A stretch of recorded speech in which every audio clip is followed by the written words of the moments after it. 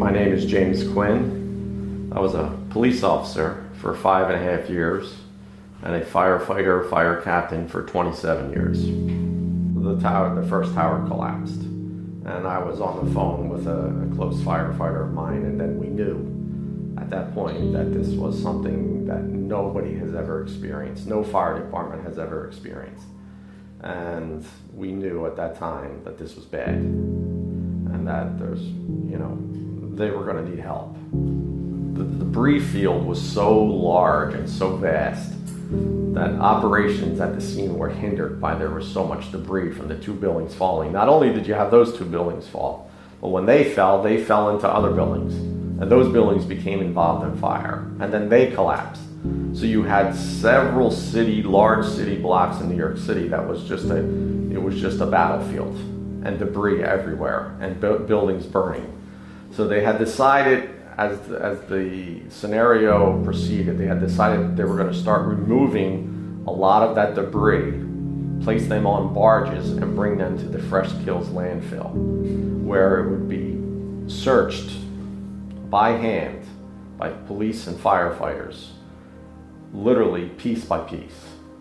So we were contacted by New York City Police Department and Fire Department, and they requested that we respond with as many firemen as we can to help them search that debris.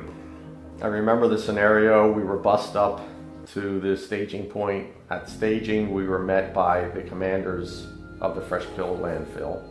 The landfill was taken over by the New York City Police Department and Fire Department. It was a controlled entry and exit. It was basically a crime scene because the debris that was being brought over was from a crime scene because the terrorist attack was a crime.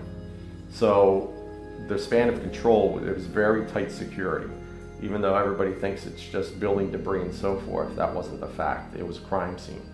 We would find driver's license from the victims, keys belonging to victims, human remains belonging to victims. And that was very important because you have to remember the way the buildings collapsed, most of the human remains and even physical objects were vaporized due to the pressures of the building collapsing. So anything that we could find that could be identified through DNA was something that the family could hold on to as one of their loved ones and bury. And it was basically a graveyard of fire trucks, police cars, ambulances, personal vehicles, an armored car from a bank that was literally crushed like a tin can. And it was sad, it was disturbing. I mean, these were, 343 firefighters responded on these vehicles to that building along with police officers and medics. And here's the trucks they rode in on, and they didn't go home in them, they died. And not only did they die, but here's the trucks, they're dead. I mean, they're destroyed, they were cut in half, they were burned. From the day 9/11 occurred till present day, till I'm talking to you to now, right now, America has changed. We'll never go back. We can never go back to those days before 9/11. It's over. We are in a sense of security mode 24/7 forever, for the rest of our lives. I don't think there'll ever be a time where you can say America is at peace because of terrorism. There'll never be another time where we can say that our troops aren't fighting somewhere in the world to protect us from terrorism.